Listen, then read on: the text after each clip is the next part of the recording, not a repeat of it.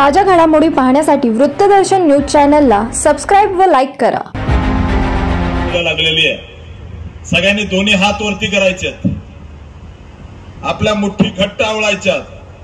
भारत माता की, छत्रपती शिवाजी महाराज की जय श्रीराम। भारतीय जनता पार्टीचा मंचावर उपस्थित आणि मोदीजींची निवडणूक आहे। ज्या मोदीजीने या देशामध्ये लाखो किलोमीटरचे रस्ते तयार केले, ज्या मोदीजीने या देशातील गोरगरीब जनतेला एकेकाळी श्रीमंताच्या घरामध्ये त्या ठिकाणी टॉयलेट बाथरूम असायचं, 12 कोटी घरामध्ये गोरगरिबाच्या त्या ठिकाणी टॉयलेट बाथरूम देण्याचं काम केलं। करोडो लोकांच्या घरामध्ये उज्ज्वला गॅस योजना दिली। या देशातील गोरगरीब सामान्य शेतकऱ्याच्या खात्यावरती थेट 6,000 रुपये टाकण्याचं काम केलं। त्या मोदीजींची निवडणूक आहे। मित्रांनो, एक काळ होता ज्या काळामध्ये त्या ठिकाणी जर कोणी काश्मीरचं नाव काढलं तर ते काँग्रेसचे लोक भीती दाखवायचे, परंतु त्या काश्मीर मधून 370 काढून टाकण्याचं काम प्रामुख्याने नरेंद्रजी मोदी यांनी केलं। मोदीजीने या देशातील सामान्य, गरीब, आदिवासी, दलित, ओबीसी सर्व समाजाच्या विकासासाठी वेगवेगळ्या योजना आणल्या।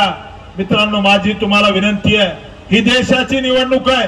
हा देश सुरक्षित राहिला तर प्रामुख्यानं इथली जनता सुरक्षित राहील।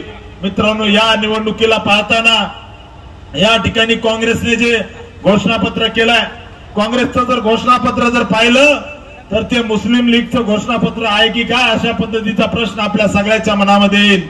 मित्रांनो, या देशामध्ये संपत्तीचं वाटप, या ठिकाणी एखाद्या परिवारामध्ये संपत्ती जास्त असली तर त्याचं वाटप करायचं काँग्रेसच्या जाहीरनाम्यामध्ये सांगितलंय।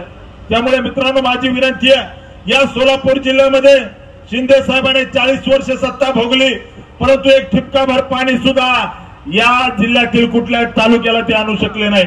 या ठिकाणी त्यांनी वेगवेगळे पद भोगले, आमदार असतील, खासदार असतील, मुख्यमंत्री असतील, परंतु या जिल्ह्यामध्ये एक उद्योग सुद्धा, फुगे फुगायची कंपनी सुद्धा त्यांनी या जिल्ह्यामध्ये आणू शकले नाही। मित्रांनो, माझी तुम्हाला विनंती आहे, एक शेतकऱ्याचा मुलगा, सामान्यांचा मुलगा ही निवडणूक लढवतोय, एका ऊसतोड कामगाराचा मुलगा म्हणून या ठिकाणी निवडणूक लढवतोय।